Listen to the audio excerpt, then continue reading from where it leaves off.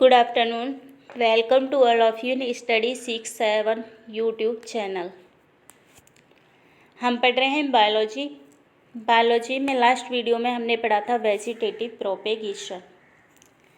Vegetative propagation क्या होता है कि वेजिटेटिव प्रोपेगेशन में कोई भी प्लांट होता है, उस प्लांट का कोई भी पार्ट, स्टेम या लीव या रूट, अगर मेन प्लांट से अलग हो जाए और अलग होने के बाद एक न्यू प्लांट बनाए, तो इस टाइप के रिप्रोडक्शन या प्रोपेगेशन को हम कहते हैं वेजिटेटिव प्रोपेगेशन। वेजिटेटिव प्रोपेगेशन के दो मेथड होते हैं, natural method of vegetative propagation and second है artificial method of vegetative propagation. Natural method किस में होता है, जैसे जिंजर, पोटैटो, ब्रायोफाइलम, इस सब में कौन सा मेथड होता है, नेचुरल वेजिटेटिव प्रोपेगेशन होता है। आज का हमारा टॉपिक है artificial vegetative propagation. So let's we start. Artificial vegetative propagation ये मैन मेड है, इसमें ह्यूमन की इन्वॉल्वमेंट की ज़रूरत होती है। आर्टिफिशियल वेजिटेटिव प्रोपेगेशन क्यों किया जाता है, डिजायरेबल करेक्टर ऑब्टेन करने के लिए, to prepare plant with desirable character, यानी कि इस टाइप के रिप्रोडक्शन में हम प्लांट में एक ही प्लांट से कई करेक्टर्स, यानी कि जैसे कि पिंक फ्लावर वाला कोई रोज़ प्लांट है तो हमें पिंक फ्लावर के साथ साथ उसमें वाइट फ्लावर्स भी चाहिए, तो हम ऐसा कर सकते हैं, पिंक फ्लावर के साथ साथ वाइट फ्लावर्स भी उगा सकते हैं। तो ये किसके कारण पॉसिबल है, आर्टिफिशियल मेथड के कारण पॉसिबल है। आर्टिफिशियल वेजिटेटिव प्रोपेगेशन 4 टाइप से होता है, cutting, grafting, layering and tissue culture. सबसे पहले हम पढ़ेंगे कटिंग। कटिंग में क्या होता है, कटिंग जो ये सबसे इजी मेथड है और सबसे बढ़िया मेथड है। कटिंग में जो मैन प्लांट होता है, मैन प्लांट की, ये आप पिक्चर में जो प्लांट देख रहे हैं रोज़ का प्लांट है, और इससे एक ब्रांच को कट करके, इस ब्रांच को कट करके अगर दूसरी जगह लगा दिया जाए और इसको प्रॉपर मात्रा में नरिशमेंट यानी कि न्यूट्रेंट और वाटर प्रोवाइड किए जाएँ, तो उसके बाद क्या होगा, ये जो ब्रांच होगी ये ग्रो होके एक न्यू प्लांट बनाएगी, और इस तरीके से हम अनेक प्लांट लगा सकते हैं। ये बहुत ही इजी मेथड होता है, कम टाइम में भी होता है। तो इस टाइप के प्रोपेगेशन को हम क्या कहते हैं, आर्टिफिशियल वेजिटेटिव प्रोपेगेशन। कटिंग के द्वारा हम कौन कौन से प्लांट उगा सकते हैं, कटिंग से हम रोज़ में कटिंग होती है, शुगर केन के भी हम स्टेम को कट करके और फिर उसको खेतों में बोते हैं और बहुत सारे शुगर केन उग जाते हैं। पोटैटो में, कैक्टस में एंड डू ग्रास। सेकंड है हमारा ग्राफ्टिंग। ग्राफ्टिंग में क्या होता है, ग्राफ्टिंग में हम एक ही प्लांट से अलग अलग फ्रूट्स उगा सकते हैं, जैसे कि हम नींबू के प्लांट पर संतरे भी उगा सकते हैं,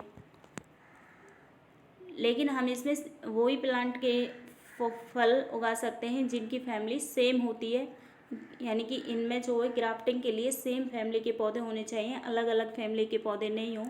ऐसा ना हो कि आम के पेड़ पर आप संतरे उगाने लगे, तो ऐसा नहीं होगा, क्योंकि आम और संतरे की जो फैमिली है वो अलग अलग है, और ग्राफ्टिंग के लिए रिलेटेड फैमिली होनी चाहिए। जैसे कि नींबू, संतरा और मौसम्बी ये सेम रिलेटेड फैमिली के मेंबर हैं, तो एक ही प्लांट पर हम नींबू और संतरा उगा सकते हैं।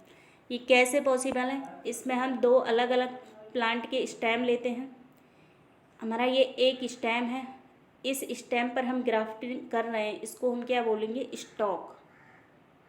जिस प्लांट पर हम, यानी कि जिस स्टेम पर हम ग्राफ्टिंग करते हैं उसको कहते हैं स्टॉक, और जिस प्लांट की ग्राफ्टिंग करते हैं, यानी कि जिस स्टेम की ग्राफ्टिंग करते हैं उसको हम बोलते हैं शियोन।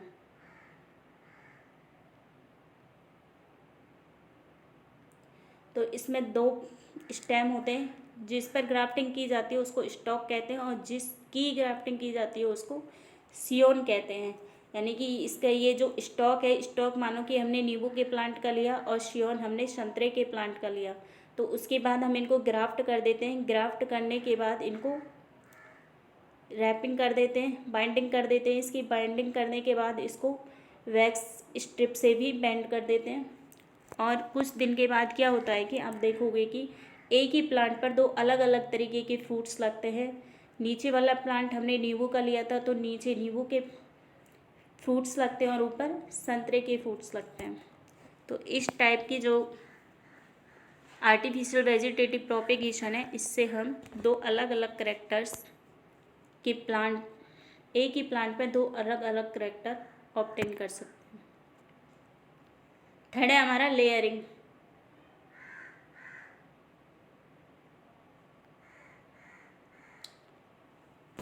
लेयरिंग हर टाइप के पौधे में पॉसिबल नहीं होती है। लेयरिंग जो होती है 2 टाइप की होती है, एक होती है माउंट लेयरिंग और दूसरी होती है एयर लेयरिंग। पहले पढ़ते हैं हम माउंट लेयरिंग के बारे में। माउंट लेयरिंग क्या होती है? माउंट लेयरिंग के लिए एक लिमिटेशन है। वो लिमिटेशन ये है कि ये हर किसी प्लांट में पॉसिबल नहीं है, क्योंकि ये केवल उन्हीं प्लांट में पॉसिबल है जिनकी जो ब्रांच होती हैं वो सॉफ्ट होती हैं, मुलायम होती हैं। अब सॉफ्ट क्यों चाहिए? क्योंकि माउंट लेयरिंग में मेन प्लांट की कोई ब्रांच है उसको नीचे झुकाया जाता है, झुका के यानी कि ज़मीन में दबाया जाता है, और ज़मीन में दबाने के बाद इसको क्या होता है, सॉइल से ढक दिया जाता है। सॉइल से ढकने के बाद इसको न्यूट्रिएंट्स मिलते हैं, वाटर देते हैं इसको, और वाटर और न्यूट्रिएंट्स मिलने पे क्या होता है, इससे की जो बार्क होती है उससे रूट निकलने लगती हैं, और रूट निकलने पर ये एक नया प्लांट बना देती है। उसके बाद इस ब्रांच को मेन प्लांट से कट कर दिया जाता है और दूसरी जगह लगा दिया जाता है। इस तरीके से एक नया प्लांट बनता है। लेकिन ये केवल उन्हीं प्लांट में पॉसिबल है जिनकी ब्रांच जो होती है वो सॉफ्ट होती है, जिनको इजीली ज़मीन में दबाया जा सकता है। सेकंड होती है हमारी एयर लेयरिंग। एयर लेयरिंग में क्या होता है? एयर लेयरिंग ये उन प्लांट्स में होती है जिनकी ब्रांच नीचे नहीं दबा सकते, तो इनकी ब्रांच ऐसे स्ट्रेट होती है, स्ट्रॉन्ग होती है, तो इसको मोड़ नहीं सकते। अगर मोड़ेंगे तो ये ब्रांच क्या होगी, टूट जाएगी। तो इसीलिए ये जो इस टाइप की जो एयर लेयरिंग होती है वो स्ट्रॉन्ग ब्रांचेस में की जाती है। सबसे पहले क्या किया जाता है, सबसे पहले ब्रांच से उसके बार्क को रिमूव किया जाता है। ये वाली जो ब्रांच है इस ब्रांच से बार्क को हटा दिया गया। बार्क को हटाने के बाद इसके ऊपर सॉइल यानी कि मॉइस्ट सॉइल, थोड़ा पानी होता है उसमें, कुछ न्यूट्रिएंट्स होते हैं, भूसा क्ले वगैरह, ये सब मिक्स करके और फिर इसको रैप कर दिया जाता है और इसके ऊपर एक पॉलीथीन लगा दी जाती है। कुछ दिन के बाद क्या होता है कि ये जो ब्रांच है इस ब्रांच से रूट निकलने लगती हैं, और रूट निकलने के बाद इस ब्रांच को कट कर दिया जाता है। कट करके इसको दूसरी जगह प्लांट कर दिया जाता है, और दूसरी जगह प्लांट होने के बाद एक नया पेड़ बन जाता है। एयर लेयरिंग किस किस में होती है? एयर लेयरिंग होती है जैस्माइन में, एप्पल में एंड हिबिस्कस। फोर्थ है हमारा टिश्यू कल्चर।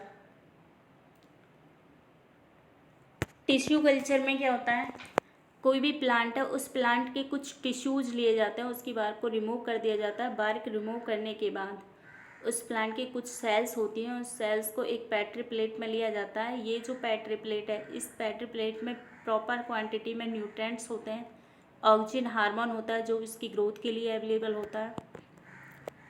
तो इसमें क्या होती है, जो ऑक्सीजन हार्मोन होता है प्रॉपर मात्रा में, इसमें न्यूट्रिएंट होते हैं, तो ये जो सेल्स होते हैं, टिश्यूज़ की जो सेल्स होती है वो ग्रोथ करने लगती है। ग्रोथ होने के बाद ये ग्रुप ऑफ सेल बनाती हैं, और इस ग्रुप ऑफ सेल को कहते हैं कैलस। इसके बाद जब ये ग्रुप ऑफ सेल्स बनाती है तो ये ग्रुप ऑफ सेल्स ग्रोथ करने लगती है, थोड़ी बड़ी होने लगती है, और तो इसमें ये जो पेट्री प्लेट है इसमें न्यूट्रिएंट्स की क्वांटिटी जो होती है वो कम होती है इनके लिए।